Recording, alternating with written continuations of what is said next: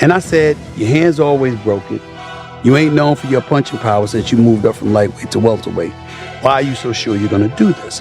It's wild, because, like, if you look at Floyd's resume, it's much deeper than Crawford's. And Floyd was faster and he had a better defense and all that stuff. But Floyd picked and chose when he fought guys, especially once he left lightweight. Go off of that, Floyd is the best fighter, in his era. And I feel like I'm the best fighter in my era. Floyd Mayweather calling out Terence Crawford by saying that today's boxing world limits certain fighters while exaggerating others. He believes Crawford deserves more recognition because of his skills and accomplishments. Stephen highlights that age plays a factor, and Mayweather is no longer in his prime. According to him, the narrative should focus on Crawford's dominance, rather than unnecessary comparisons or hype that take away from his true greatness. Think about what he had to say about you when he said, you're way better than Floyd Money Mayweather. I know you heard that he said that.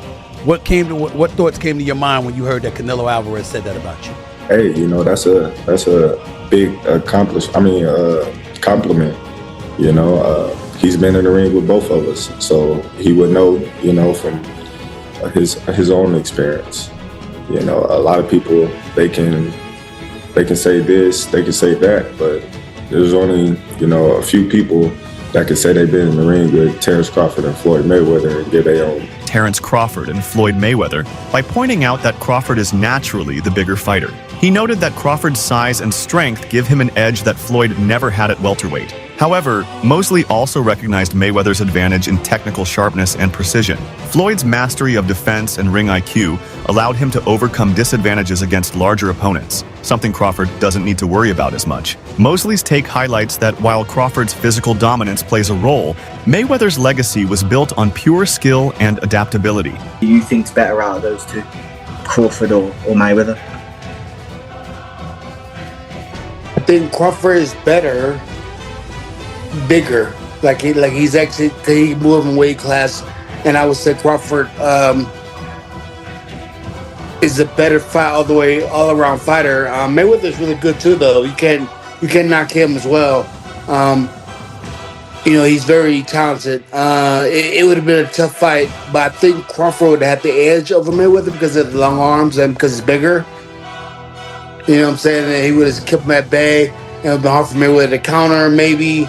But Mayweather's definitely a technician. I mean, like Crawford said, Mayweather has his era, and Crawford, this is his era. In an interview with Ariel Helwani, Terence Crawford reminded fans that Canelo Alvarez is in a unique position to judge. Having shared the ring with both Mayweather and Crawford, Canelo's view carries weight. Terence pointed out that their fights happened under very different circumstances. Floyd faced a young, inexperienced Canelo, while Crawford fought him as a seasoned champion at 168 pounds. Despite the size difference, Crawford prevailed, proving his strength and ability against a much bigger opponent. For Crawford, Canelo's acknowledgement that he felt more power from him only reinforces the claim that greatness belongs to different eras. It was cooking right there because there was this thought, this prevailing thought that the smaller man always loses to the bigger man. This was repeated time and again throughout the fight week. And he proved that that's not the case. Again, I hope you all recognize this was a 168-pounder fighting a 147-pounder. He had one fight at 154 last August. Was the undisputed king at 147, beating Errol Spence in July of 2023. Came back the following year.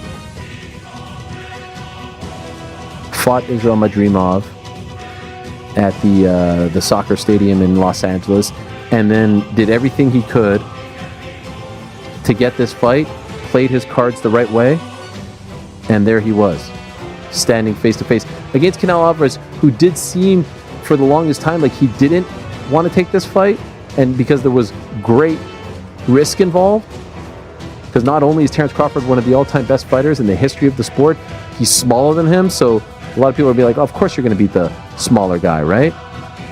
But I think Canelo recognized, yeah, he might be smaller, but he's that damn good. Trainer Greg Hackett took a different stance by emphasizing that Floyd Mayweather was a complete fighter when he fought Canelo. According to Hackett, Floyd's style at that stage was polished, disciplined, and unshakable, something that Crawford's wilder and more aggressive approach doesn't fully match. Hackett argued that Crawford relies on explosive counters and adaptability, but Floyd's mastery was about flawless execution from start to finish. While he respects Crawford's achievements, Hackett believes Mayweather's version of perfection against Canelo was still something unmatched.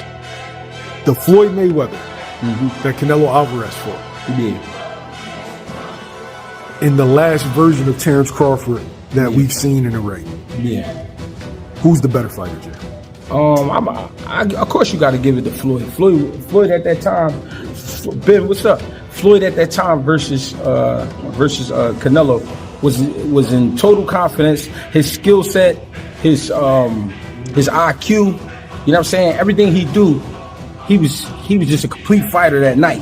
But I feel like was up against a lot because he was fighting a guy that we knew something about, but we didn't know too much about. People don't understand how much a fighter could be thrown off by what he don't know.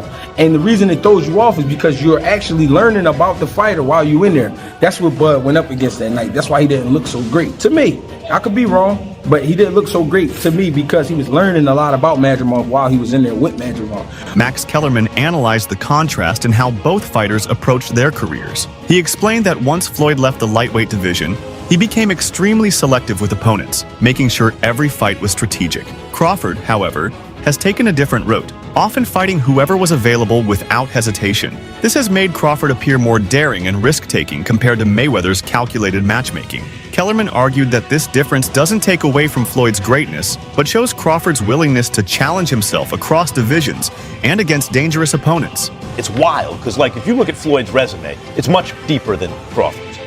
And Floyd was faster and he had a better defense and all that stuff.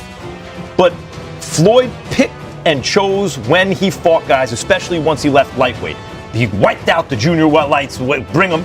Lightweight, he jumps up to Jose Luis Castillo first thing. A lot of people think he lost the first fight, I didn't, but then he won the rematch.